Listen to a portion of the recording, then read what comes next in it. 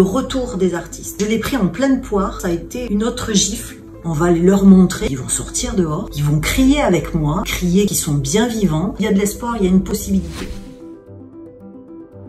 Bonjour NFCA Média, moi c'est Sylvie Amigo-Soulet, galeriste de la Galerie 21. Merci de votre accueil. Je me présente Didier Amigo, je suis le responsable de l'association Galerie 21. Galerie, musée, lieu d'exposition, en tout cas c'est un regroupement d'artistes, des sculpteurs, des peintres, des photographes, mais c'est plus faire toucher au public la sensibilité, la création, l'émotion.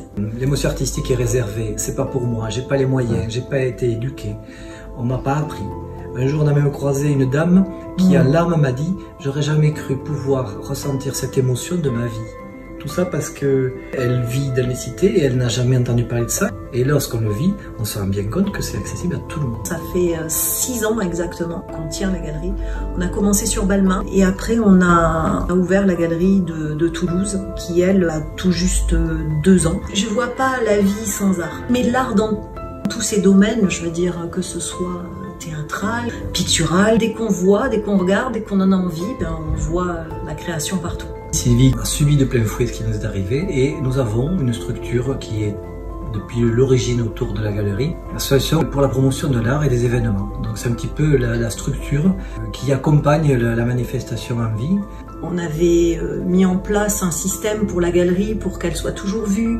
On demandait aux artistes un échange avec un artiste, voire 2 artistes. Et là, c'était horrible ce qui s'est passé. C'est que je récupérais, en fin de compte, tout leur mal-être. Donc j'ai arrêté les lives. Et puis il y a eu le déconfinement. Ça a été une autre gifle. Et là, j'ai écrit. C'est vraiment comme si je mettais au monde un enfant et cet enfant était rien d'autre que la Covid-19. Et je l'ai appelé « Je te déteste ». Mais je pouvais pas le laisser comme ça parce que c'était en fait un cri négatif. Je suis pas fabriquée comme ça, je suis pas quelqu'un avec un côté je ne vois que le noir. Non, il fallait que ça soit plus positif que ça. Donc j'ai dit bon, puisque ça va pas, on va appeler tous les artistes. Et puis ils vont sortir dehors, ils vont crier avec moi, crier qu'ils sont là, qu'ils sont bien vivants, qu'ils ont encore envie de faire des choses. De notre côté, en tant que galeriste, on est commerçant aussi, forcément. Et on avait mis en place une très belle expo, qui était d'ailleurs assez à propos, puisqu'elle s'appelait Forêt Citadelle. Et c'est Françoise Delmas qui faisait cette expo, et qui parlait du printemps silencieux. Là, il a été vraiment très silencieux, le printemps. On y allait quand même un petit peu pour voir si tout allait bien à la galerie. Et le silence qui régnait dans Toulouse.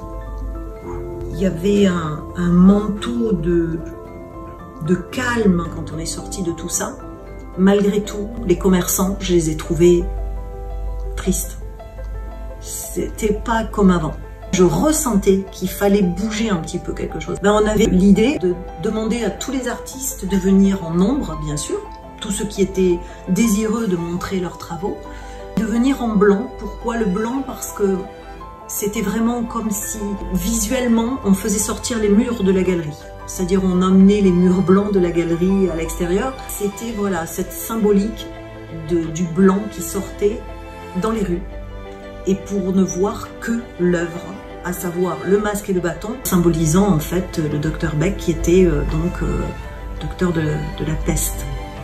Donc une petite symbolique par rapport à ce qu'on venait de vivre. Ce jour-là, elle ouvre à tous. On casse complètement nos codes référentiels de notre propre commerce pour aller dehors et montrer qu'il y a aussi une possibilité à tous les artistes. C'était pour se rappeler que, en effet, il y a eu du silence, mais que malgré tout, même si on retrouve ce silence, on peut retrouver une sorte de musique avec autre chose, une sorte de bruit sourd ou intérieur qui est là et qui est vivant. Le silence n'est pas forcément une mort ou un arrêt de quelque chose. Ils ont un sacré challenge parce que pour eux c'est pas évident. Donc on a une artiste justement à la galerie qui n'a pas l'habitude de travailler sur ce support. C'est une personne qui fait des toiles mais monumentales. Et là elle était obligée de travailler sur un tout petit format et il fallait que ça soit bon.